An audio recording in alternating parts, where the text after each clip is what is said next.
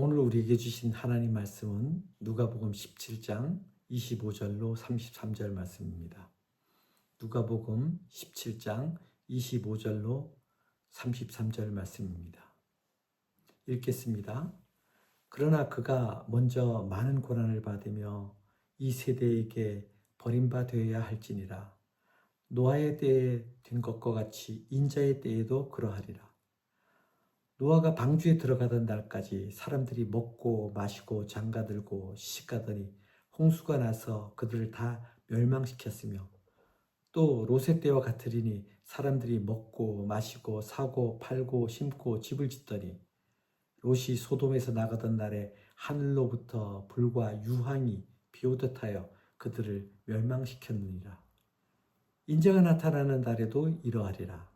그날에 만일 사람이 지붕 위에 있고 그의 세간이 그 집 안에 있으면 그것을 가지러 내려가지 말 것이요 밭에 있는 자도 그와 같이 뒤로 돌이키지 말 것이니라. 롯의 철을 기억하라. 무릇 자기 목숨을 보존하고자 하는 자는 잃을 것이요 잃는 자는 살리리라. 이는 하나님 말씀입니다. 오늘 본문은 주님께서 재림하시기 전에 먼저 순환당하실 것을 말씀하십니다. 이 십자가 순환은 주님께서 재림하시기 전에 먼저 온 인류가 구원받을 수 있는 하나님의 나라를 열어주시기 위한 것이었습니다. 그리스도의 고난이 없었다면 재림도 없고 구원도 없고 심판만 남았을 것이기 때문입니다. 그래서 주님께서는 먼저 십자가를 통해서 구원의 길을 열어주심으로 주님의 재림은 믿는 자에게는 구원의 완성이 되게 하시는 것입니다. 이와 같이 십자가 순환을 통해 주님께서 재림하시는 목적은 믿는 성도들은 완전하게 구원하시고 믿지 않는 자들은 영원히 심판하시기 위함이십니다. 마태복음 25장 46절에 그들은 영벌에 의인들은 영생에 들어가리라 하시니라는 말씀처럼 그렇습니다. 복음을 믿는 자들에게는 영생이 주어질 것이고 믿지 않는 자들에게는 영벌이 주어질 것이기 때문입니다. 그렇게 이 십자가의 복음이 재림하실 주님의 심판 기준이 되는 것입니다. 누구든지 예수 그리스도를 믿음으로 고백하면 구원을 받을 수 있다는 이 말씀은 구원의 선언인 동시에 심판의 선언인 것이기 때문입니다. 그리고 주님이 이 땅에 오셨다는 것은 우리가 흔히 말하듯이 종말이 시작된 것입니다. 심판이 시작된 것입니다. 그러나 이미 종말이 시작되었지만 아직 종말이 완성되지 않았다는 의미이기도 합니다. 이것은 역설적으로 이미 구원은 시작되었지만 아직 구원은 완성되지 않았다는 의미이기도 합니다. 예수님께서 이 땅에 오셔서 십자가 순환을 받으시고 우리는 예수님을 구주이심을 믿음으로 고백함으로 우리의 구원은 시작되었습니다. 그러므로 구원받은 우리는 구원의 완성을 위해 끝까지 신실한 믿음으로 달려가야 하는 것입니다. 이렇게 예수님이 이 땅에 오신 것은 참으로 중요한 역사적 의미를 가집니다. 때문에 예수님이 이 땅에 오신 것을 기준으로 영어로 before Christ, 즉 약자로 BC와 라틴어 아노 도미노, 즉 주님의 해, 주후 또는 서기의 의미를 가진 AD로 확연히 구분하고 있는 것입니다. 그리고 우리는 지금 AD, 즉 주후, 주님이 오신 후의 오늘을 살고 있는 것입니다. 이와 같이 예수께서 재림하시기 전에 십자가 고난을 받으신 것은 단순한 비극이 아니라 인류 구원의 길을 여시기 위한 하나님의 구속사적 계획이었던 것입니다. 주님의 십자가가 없었다면 재림은 구원이 아닌 심판의 날이 되었을 것입니다. 그러나 십자가로 인해 주님의 재림은 우리에게 구원의 완성으로 다가온 것입니다. 그리고 예수님의 재림, 구원의 완성, 심판의 날이 언제인지를 구약의 두 인물의 시대를 예시로 들어 주님께서 재림하시는 날도 그와 같을 것이라고 예고하고 있습니다. 그것이 노아의 홍수와 소돔과 고모라의 심판 사건인 것입니다. 그래서 첫 번째 메시지는 노아와 롯의 때처럼입니다. 여러분, 노아가 살던 시대의 실상이 어떠했습니까? 창세기 6장 5절과 6절에 이렇게 말씀하십니다. 여호와께서 사람의 죄악이 세상에 가득함과 그의 마음으로 생각하는 모든 계획이 항상 악할 뿐임을 보시고 땅 위에 사람 지으셨음을 한탄하사 마음에 근심하시고라는 말씀처럼 죄악과 불의만이 세상 사람들의 삶을 지배하고 있어서 하나님께서 한탄하시고 근심하셨다고 말씀하셨습니다. 사람들은 먹고 마시고 장가들고 시집가는 세상 일에 매몰되어서 노아가 방주 짓는 것에 대해 관심조차 없었습니다. 노아가 120년간이라는 오랜 시간에 걸쳐서 방주를 만드는 동안 누구 하나 그 방주를 왜 짓는지 물어보는 사람이 없었습니다. 여러분, 노아가 사람들에게 대홍수 심판이 닥쳐올 것이라고 예고하지 않았겠습니까? 말하지 않았겠습니까? 예고도 하고 자기처럼 방주를 지어 홍수 심판을 대비하라고 권했을 것입니다. 그럼에도 사람들은 먹고 마시고 장가들고 시집가는 땅의 일에만 매몰되어 살다가 물로 심판하시는 홍수로 인하여 8명만 살아남고 몰사하게 되는 것입니다. 롯이 살던 소돔과 고모라를 하나님께서 유황불로 심판하실 때도 마찬가지였습니다. 소돔 사람들의 성적 타락은 극에 달하여 천사들을 음행의 대상으로 여기고 그들을 밖으로 쫓아낼 것을 강요하였습니다. 그리고 롯이 사위들에게 피하라고 했으나 그의 사위들마저 농담으로 여기다가 4사람만 살아남고 도성 모든 사람이 유황불의 심판을 받았습니다. 사랑하는 형제자매 여러분, 주님께서 재림하실 때도 이와 같은 상태일 것이라고 말씀하십니다. 오늘 우리의 시대도 다르지 않습니다. 사람들은 재물, 성공, 쾌락에 매몰되어 영혼을 잊고 살아갑니다. 그러나 주님은 말씀하십니다. 인자의 때에도 그러하리라. 이 말씀처럼 심판은 예고 없이 찾아올 것입니다. 여러분, 먹고 마시고 장가들고 시집가는 것과 사고 팔고 심고 집을 짓는 것과 이 같은 일상의 일들을 하지 말라는 것이 아닙니다. 우리는 가정과 직장, 학교에서 그리고 사회 속에서의 세상 일도 진심으로 그리고 집중해서 성실하게 정직하게 행하여야 합니다. 그리스도인으로서의 진실함과 정직함과 성실함을 드러내야 합니다. 그러나 세상 일에 매몰되어서는 안 된다는 것입니다. 그것이 삶의 전부가 되어서는 안 된다는 것입니다. 썩어 없어질 세상의 가치에 매몰되어 영원한 하나님 나라의 약속을, 믿음을 잃어버려서는 안 된다는 것을 말씀하는 것입니다. 하나님의 재림과 심판의 섭리에는 무관심하고 오직 땅의 일, 세상의 일만 생각하고 그것이 전부인 양 불법과 죄악이 관영할 정도로 만연할 정도로 세상 풍조에 매몰된 일상을 살지 말라는 말씀입니다. 그렇다면 우리는 어떠한 삶의 태도를 취해야 하겠습니까? 주님께서는 노아와 롯의 때 심판의 모습들을 오늘 우리에게 반면 교사로 삼으라고 말씀하십니다. 그런데 지금 구약의 이 심판의 때와 별반 다르지 않은 세상 풍조에 매몰되어 죄악으로 차고 넘치는 혼탁한 때를 살아가고 있는 우리는 어떠한 삶의 태도를 취해야 하겠습니까? 31절을 통해 말씀하십니다. 경청하시기 바랍니다. 그래서 두 번째 메시지는 지붕 위와 밭에 있는 사람입니다. 당시 고대 근동 고대 근동, 그러니까 현재의 중동에 해당하는 지역의 집들의 지붕은 평평한 형태로 지붕은 휴식 공간이나 곡식 건조 등 일상생활에 다양하게 사용되었습니다.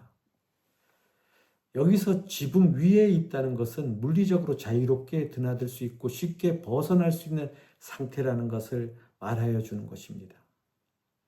집 안에 있는 것이 아니기 때문에 어떤 일이 발생하면 즉각적으로 벗어날 수 있는, 대처할 수 있는 상황에 있다는 것을 말하는 것입니다.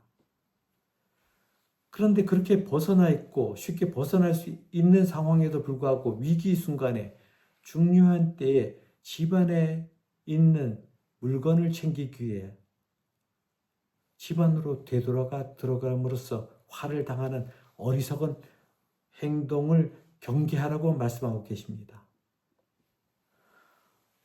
여러분, 화재 현장에서 집안에 있는 귀중품, 즉 세상적 가치가 있는 것을 챙기기 위해서 불구덩이 속에 집으로 들어감으로써 목숨을 잃어버리는 일과 같은 어리석은 짓을 하지 말라는 것입니다. 마찬가지로 밭에 있다가 위기의 순간이나 중요한 때에는 밭에 있는 것들, 즉 거둔 곡식들과 쟁겨 같은 것들에 미련을 두지 말고 뒤돌아보지 말고 달려나가야 한다고 말씀하고 있는 것입니다. 이것은 신앙의 위기나 세상의 시험이 닥칠 때 우리는 즉시 순종해야 함을 말씀하는 것입니다. 종말의 때도 마찬가지로 즉시 순종하고 달려나가야 함을 말씀하고 계시는 것입니다. 뒤돌아보며 세상의 것을 붙잡으려는 순간 우리의 영혼은 위험에 처하게 되고 멸망으로 가는 길이기 때문입니다. 이 말씀은 성도는 재림의 때에 즉시 순종하고 뒤돌아보지 않는 결단의 믿음을, 신앙을 가져야 한다는 말씀입니다. 그리고 예수님께서는 심판과 재림의 날에 우리가 어떠한 태도를 취해야 하는지를 32절과 33절에 롯의 아내의 예시를 통해서 말씀하십니다. 그래서 세 번째 메시지는 롯의 처를 기억하라입니다. 여러분, 롯의 처는 어떤 사람이었습니까? 구원의 여정 중에 뒤를 돌아봄으로써 소금 기둥으로 변해버린 사람 아닙니까? 이와 같은 사실은 무엇을 의미합니까? 단순히 뒤를 돌아본 행위를 말하는 것을 아니라는 것을 여러분도 잘 아실 것입니다. 소돔과 고모라 성은 여러분들이 잘 아시는 것처럼 의인 10명이 없어서 심판을 받은 타락하고 죄악이 가득 찬 도성을 의미합니다. 또한 롯의 처와 같이 세상의 가치에 대한 집착에 매몰되었던 도상이었음을 상징하기도 합니다. 그래서 본절에서 롯의 처가 소돔을 향해서 고개를 돌렸다는 것은 여전히 세상의 가치에 집착하고 있는 것을 대표하고 있는 것입니다. 대표적으로 상징하고 있는 것입니다. 구원을 받는 여정 가운데 있음에도 불구하고 구원을 향해 시선과 마음을 집중시키는 것이 아니라, 집중하는 것이 아니라 구원의 여정 속에서도 여전히 세상의 가치에 대한 탐욕과 집착의 마음을 버리지 못했다는 것입니다. 구원의 길 위에서조차 세상을 그리워한 사람, 세상에 매몰되어 있는 사람, 그것이 바로 롯의 처였습니다. 주님은 오늘 우리에게 말씀하십니다. 롯의 처를 기억하라. 그가 뒤돌아보는 그 순간 구원의 길은 멈추었습니다. 사랑하는 형제자매 여러분, 여러분들이 계속해서 돌아보고 있는 것은 무엇입니까? 주님을 따르는 길에 들어섰음에도 불구하고 여전히 여러분들의 시선과 마음을 빼앗는 것은 무엇입니까? 그래서 네 번째 메시지는 영혼을 향한 시선입니다. 32절에 롯의 처를 기억하라는 말씀은 돌아본 그것이 우리를 살리는 길이 아니라는 것을 말씀해주고 계십니다. 우리가 돌아보는 그것이 우리의 생명을 지키거나 우리가 돌아보는 그것이 우리를 구원할 수 있는 방편이 아니라는 것을 말씀하십니다.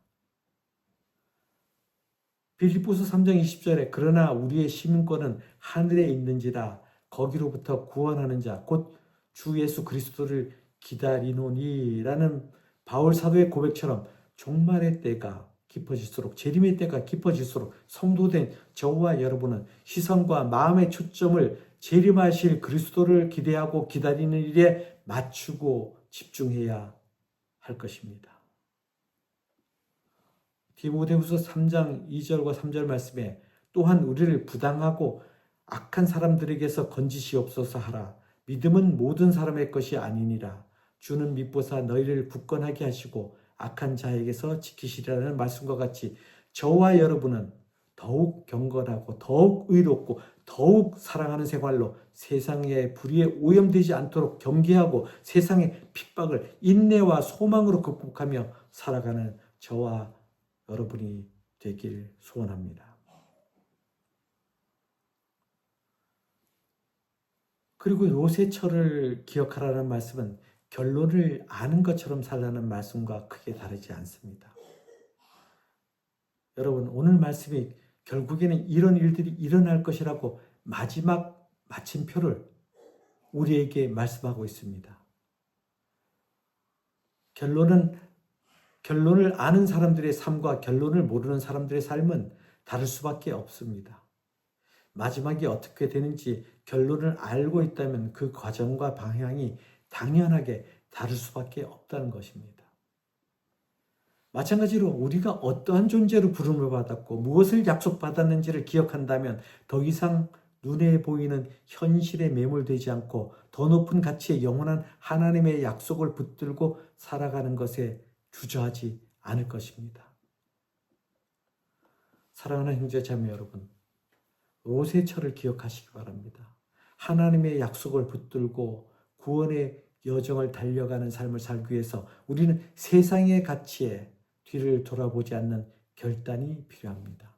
우리의 육신이 즐거운 것, 익숙한 것, 안정된 것, 편안한 것, 달콤한 유혹들을 내려놓고 견디기 어렵고 힘들지라도 하나님 나라를 향해 나아가는 삶의 결단이 필요한 것입니다.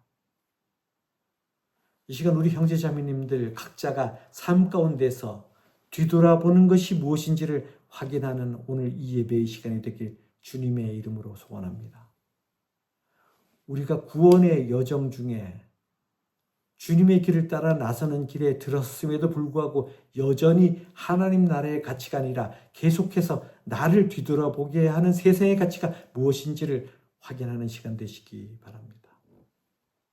뒤돌아보게 하는 세상의 가치는 세상의 부와 재물과 명예와 권세, 육신의 정욕, 탐욕, 세상의 즐거움이 될 수도 있을 것입니다.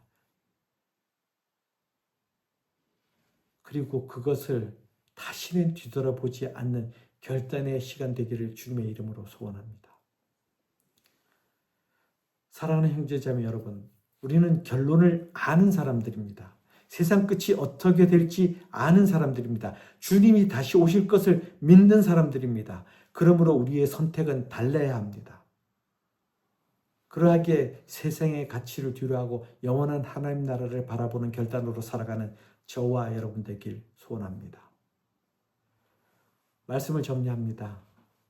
사랑하는 형제자매 여러분, 롯의 철을 기억하라는 말씀은 단순한 경고가 아니라 영혼을 바라보는 초청입니다. 오늘 우리의 시선이 세상에 머물러 있지는 않습니까? 요한 1서 2장 17절에 이 세상도 그 정욕도 지나가되 오직 하나님의 뜻을 행하는 자는 영원히 거하느니라는 말씀을 기억하시므로 한 주간의 삶 속에서도 세상의 유혹을 뒤로하고 주님의 나라를 바라보며 살아가시길 바랍니다. 우리는 하나님의 통치를 삶으로 드러내는 성도입니다.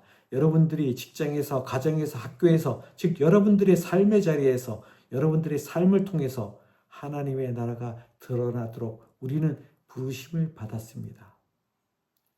그리고 우리의 삶 속에서 하나님의 통치가 이루어질 때 그것은 바로 하나님의 나라가 될 것입니다. 그리고 그것을 위해서 우리는 세상의 가치가 아니라 하나님의 영원한 약속을 바라보고 살아가게 될 것입니다. 그러므로 이 한 주간도 세상의 가치에 매몰되지 않고 하나님 나라의 영원한 가치를 바라보고 붙들기를 결단하는 저와 여러분 되기를 주님의 이름으로 기도하며 말씀을 마치겠습니다.